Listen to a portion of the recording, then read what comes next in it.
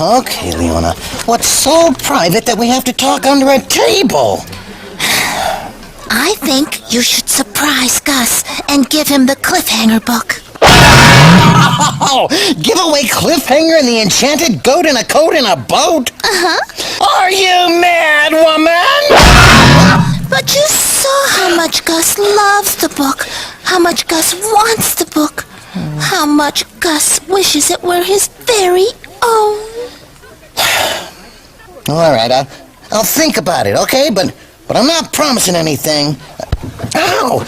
Can we go now, please? Okay. Oh, sorry. Sorry.